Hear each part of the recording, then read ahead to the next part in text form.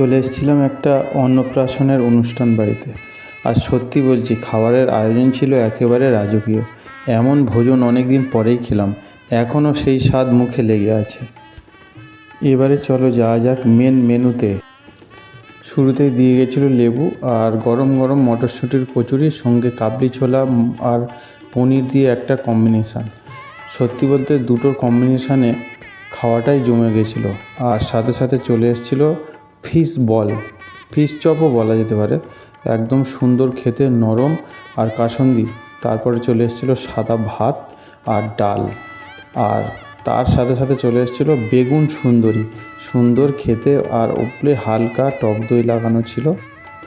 ডাল আর বেগুন সুন্দরী দিয়ে দুগাল একেবারে সুন্দরভাবে খেয়ে নিলাম। তারপরে সাথে সাথে চলে এলো এঁচোড়। এই ডিশটা সত্যি আলাদা করে বলার মতো। এঁচোড় আর চিংড়ির মিশালে যে এত সুন্দর স্বাদ হতে পারে সেটা না খেলে বোঝানো যাবে না। আর মাছের মধ্যে ছিল দই কাতলা।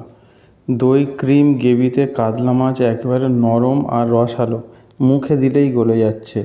সাথে ফ্রেশ স্যালাড, যা পুরো খাবারটায় একটা রিফ্রেশিং টাচ দিয়ে দিচ্ছে। এরপরে এলো সবার প্রিয় চিকেন কষা, ঝাল, মশলাদার আর একেবারে দেশি স্টাইলে রান্না করা। সত্যি বলতে ভাতের সাথে খেতে একেবারেই জমে গেল। যতটা বলবোই ততটা বলা কম হবে, এত সুন্দর নরম খেতে হয়েছে। শেষ পাতে ছিল চাটনি আর পাঁপড়, যা পুরো খাওয়ার শেষে একটা সুন্দর স্টাইল এনে দিল। আর মিষ্টির মধ্যে ছিল নরম রসগোল্লা, আর একেবারে শেষে ছিল পান, মিষ্টি পান, যা দিয়ে এই দারুণ ভোজ পারফেক্ট এন্ডিং হলো। সব মিলিয়ে আজকের অন্নপ্রাশনে খাওয়াই শুধু পেট ভরেনি, মনটাও ভরে গেছিলো।